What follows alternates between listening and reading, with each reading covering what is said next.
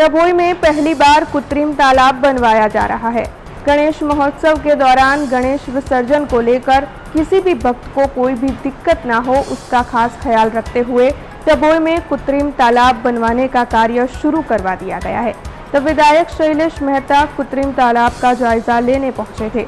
दरअसल डभोई के विभिन्न इलाकों में 100 से ज्यादा बाप्पा की प्रतिमाओं की स्थापना करवाई गई है।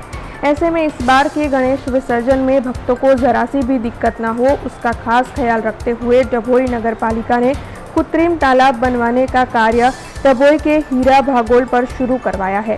इस दौरान डभोई के विधायक शैलेश मेहता और डभोई पालिका के प्रमुख बीरेन्द्र शाह कामगिरी का जायजा लेने पहुंचे थे। गणपति महोत्सव चाली रह्यो छे અને ગણેશ વિસર્જનના દિવસે જે ગાઈડલાઈન કોર્ટ તરફથી ને સરકાર તરફથી જે પ્રમાણે કૃત્રિમ તળાવમાં જ વિસર્જન કરવું એવું માર્ગદર્શન આવેલું છે, એના અનુરૂપ આજે દર્ભાવતી નગરીમાં કૃત્રિમ તળાવ બનાવવામાં આવી રહ્યું છે અને એની આજે મુલાકાત લીધી છે। થોડુંક તળાવ નાનું છે અને મોટું કરવાની પણ સૂચના આપી છે।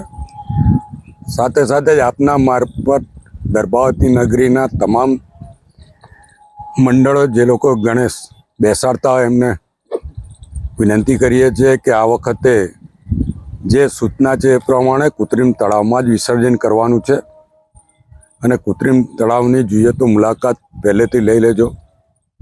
કોઈ પણ બીજી કોઈ માથાકૂટ કરશે તો એ ચાલવાનું નથી અને અહીંયા આગળ તમામ વ્યવસ્થાઓ લાઇટોની પણ રખાય, બેરિકેડો મારવામાં આવશે અને ડીજે જ્યાં પોલીસ કે ત્યાંથી બંધ કરવાના રહેશે અને તળાવમાં જે કંઈ મૂર્તિઓ છે એ સારી રીતે વિસર્જન થાય એ પ્રમાણેનું અહીંયા આગળ આયોજન નગરપાલિકા તરફથી ગોઠવવામાં આવ્યું છે। સતત નગરપાલિકાના પ્રમુખ અને એમની ટીમ આની પર નજર રાખી રહી છે। ત્યારે નગરના તમામ ગણેશ મહોત્સવ ઉજવતા યુવક મંડળોને આમાં સહકાર આપવા વિનંતી છે। हमसे जुड़े रहने के लिए हमारे YouTube चैनल को सब्सक्राइब करें और नई वीडियो की नोटिफिकेशन के लिए बेल आइकॉन को दबाएं।